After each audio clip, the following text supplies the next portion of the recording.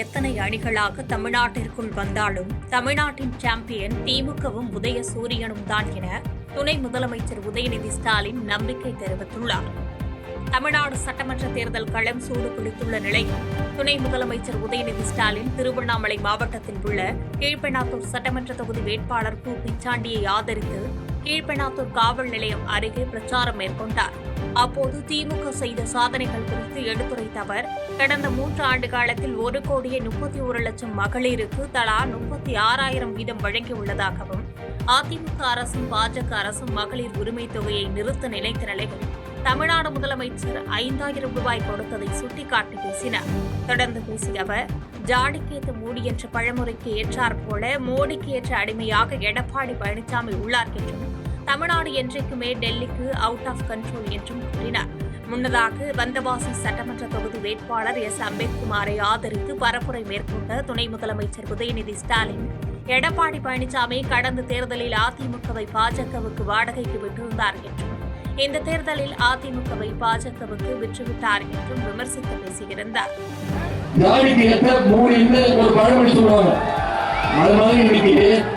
மோடிக்கு ஏற்ற ஒரு அடிமையாக எடப்பாடி பழனிசாமி அவர்கள் மாறி இருக்கிறார். அப்படிப்பட்ட கூட்டணியை அமைச்சிருக்கிறாங்க. தமிழ்நாட்டு மக்கள் நாம் மீண்டும் மீண்டும் சொல்லணும், தமிழ்நாட்டில் ஒன்றிய பாஜகவுக்கு வழி கிடையாது, இடம் கிடையாது. தமிழ்நாடு என்னைக்குமே டெல்லிக்கு அவுட் ஆஃப் கண்ட்ரோல் தான். இந்த தேர்தல் தமிழ்நாடா டெல்லியா அப்படின்னு பார்க்கக்கூடிய தேர்தல். இந்த தேர்தல் மோடியா தமிழ்நாடா அப்படின்னு கேள்வி கேட்கக்கூடிய தேர்தல். இதுல நிச்சயம் மீண்டும் நாம வெற்றி பெறுவோம். தமிழ்நாடு நிச்சயம் வெற்றி பெறும். இன்னைக்கு பிஜேபி அவங்க ஒரு டீமா இறங்கிருக்கிறாங்க. அது மட்டும் இல்ல, இன்னைக்கு பிஜேபியோட A team, B team, C team பல டீம்கள் இறங்குது. எத்தனை டீம் வந்தாலும் நம்முடைய தமிழ்நாட்டில் திமுக தான் சாம்பியன், திமுக தான் வெற்றி, உதயசூரியன் தான் நிச்சயம் வெற்றி பெறும். திமுக தேர்தல் அறிக்கை குறித்து அந்த கட்சி தலைவரான முதலமைச்சர் ஸ்டாலினுக்கு எதுவும் தெரியாது என அதிமுக பொதுச் செயலாளர் எடப்பாடி பழனிசாமி விமர்சித்துள்ளார். தூத்துக்குடி மாவட்டம் கோவில்பட்டியில் அதிமுக வேட்பாளர்களை ஆதரித்து பொதுச் செயலாளர் எடப்பாடி பழனிசாமி பிரச்சாரம் மேற்கொண்டார். அப்போது அதிமுக ஆட்சி காலத்தில் நடந்த சாதனைகள் குறித்து எடுத்துரைத்து வாக்கு சேகரித்த அவர், திமுக ஆட்சியில் ஊழல் மட்டுமே நடந்ததாகவும், 1,36,000 கோடி வருமானம் அதிகம் வந்தும் 5 லட்சம் கோடி கடன் வாங்கியும் புதிய திட்டம் இல்லை என குற்றம் சாட்டி பேசினார். தொடர்ந்து பேசிய எடப்பாடி பழனிசாமி, தேர்தல் அறிக்கையை வெளியிட்ட முதலமைச்சர் மு க ஸ்டாலின் அது குறித்து விளக்கம் கேட்டால் அதுவே அவருக்கு தெரியாது என்று விமர்சித்து பேசினார். மேலும் திமுக அறிக்கையில் 5,000 கோயிலில் குடமுழுக்கு செய்வதாக ஸ்டாலின் கூறிய நிலையில், திருச்சி சமயபுரம் மாரியம்மன் கோயிலில் மேற்கூரை இடிந்து ஒரு பெண் உயிரிழந்த சம்பவத்தை சுட்டிக்காட்டி, இதுதான் திமுக ஆட்சியின் நிலைமை என குற்றம் சாட்டினார். இன்னைக்கு திமுகவில் என்ன புயல் வந்ததா, வெள்ளம் வந்ததா, கொரோனா வந்ததா, ஒண்ணுமே வரல. ஆனா ஊழல் மட்டும் நடக்குது. கலெக்ஷன், கமிஷன், கரப்ஷன் நடக்காத நாளே இல்ல. 5 ஆண்டு காலம் இதுதான் இந்த ஆட்சியில பார்க்க முடிந்தது. மக்களுக்கு எந்த ஒரு பெரிய திட்டங்களும் வரல. அண்ணா திமுக ஆட்சியில் இருந்ததை விட திராவிட முன்னேற்ற கழக ஆட்சியில் 2024-25 1,36,000 கோடி அதிகமா வருமானம் வருது. 5 லட்சம் கோடி கடன் வாங்கி இருக்கிறீங்க. என்ன திட்டத்தை கொண்டாந்தீங்க? புதிய கல்லூரி கொண்டாந்தீங்களா? புதிய அரசு மருத்துவமனை கொண்டாந்தீங்களா? புதிய மாவட்டத்தை உருவாக்குனீங்களா? புதிய தாலுகா உருவாக்குனீங்களா? எதுவுமே இல்ல. கடன் அதிகம், வருமானம் அதிகம், புதிய திட்டம் இல்ல. இப்படிப்பட்ட ஆட்சி தொடர வேண்டுமா? மக்களை கொள்ளையடிக்கின்ற ஆட்சி தேவையா?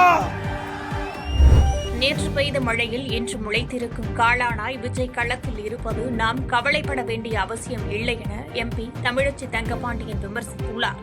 தமிழகத்தில் அதிக வாக்காளர்களை கொண்ட மிகப்பெரிய சட்டமன்ற தொகுதியான சென்னை சோழிங்கநல்லூர் சட்டமன்ற தொகுதியில் திமுக சார்பில் போட்டியிடும் எஸ். அரவிந்த் ரமேஷ் தலைமையில் அனைத்துக் கட்சி ஆலோசனைக் கூட்டம் நடைபெற்றது.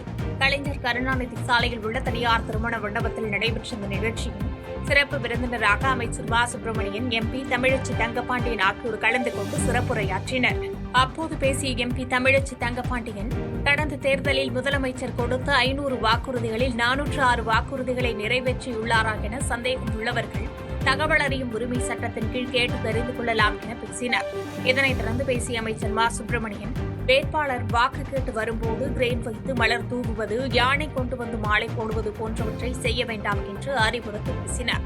செயல் வீரர்கள் அதிகமாக இருக்கிற பகுதி, உங்களுக்கான ஒரு வேண்டுகோள், வேட்பாளர் ஓட்டு கேட்டு வருகிற போது, வாக்கு கேட்டு வருகிற போது இந்த கிரேன்ல வச்சு பூ கொட்டுறது, யானையை கூட்டு வந்து வச்சு பூ போடுறது, இந்த மாதிரியான செயல்களை யாரும் செய்ய வேண்டாம் என்று கேட்டுக்கொள்கிறேன். பொதுமக்கள் அதையெல்லாம் விரும்புவதில்லை.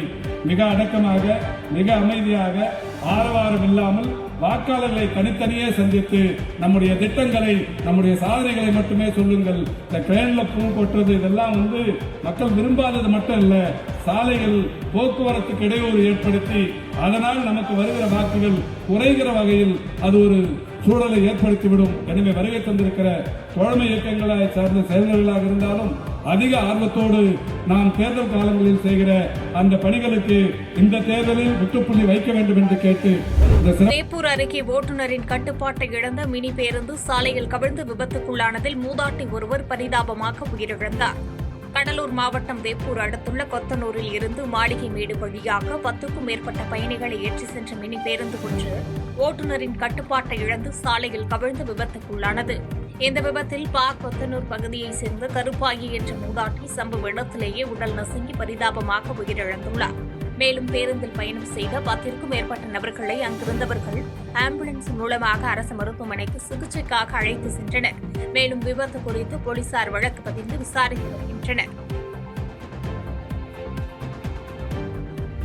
5 ஆண்டுகால மக்கள் விரோத திமுக ஆட்சியை விரட்ட தமிழக மக்கள் தயாராக இருப்பதாக வேளச்சேரி தொகுதி அதிமுக வேட்பாளர் அசோக் திட்டவட்டமாக தெரிவித்துள்ளார். நடைபெறவுள்ள சட்டமன்ற தேர்தலில் வேளச்சேரி தொகுதியில் அதிமுக வேட்பாளராக அறிவிக்கப்பட்டுள்ள கே அசோக் தனது வேட்புமனுவை அடையார் மண்டல அலுவலகத்தில் தேர்தல் நடத்தும் அதிகாரியிடம் தாக்கல் செய்தார். பின்னர் செய்தியாளர்களுக்கு பேட்டியளித்த அவர், வேளச்சேரி தொகுதியில் கடந்த 10 ஆண்டுகளாக திமுக சட்டமன்ற உறுப்பினர்கள் தேர்வு செய்யப்பட்டதாகவும், ஆனாலும் வேளச்சேரி தொகுதியில் எந்தவிதமான வளர்ச்சிப் பணிகளும் நடைபெறவில்லை என குற்றம் சாட்டினார். எனவே 5 ஆண்டுகால மக்கள் விரோத ஆட்சியை அகற்ற ஒட்டுமொத்த தமிழக மக்களும் தயாராகிவிட்டதாக நம்பிக்கை தெரிவித்தார். 5 ஆண்டுகளாகவும் அதற்கு முன் இருந்த 5 ஆண்டு 10 ஆண்டுகளாகவும் வேளச்சேரி தொகுதியில் எந்த ஒரு முன்னேற்றமான எந்த ஒரு வளர்ச்சி திட்டமே இல்லாத ஒரு சூழ்நிலையை நம்முடைய வேளச்சேரி தொகுதியில் இருக்கின்றன. இதை மீண்டும் என்னுடைய காலங்களில் வாய்ப்பு தமிழக வேளச்சேரி தொகுதி மக்கள் வாய்ப்பளித்து அதிகப்படியான வாக்குகள் வித்தியாசத்தில் இந்த தொகுதியினுடைய நான் சட்டமன்ற உறுப்பினராக நான் வெற்றி பெறுவேன். கூட்டணி கட்சி நண்பர்கள் பாரதிய ஜனதா கட்சி,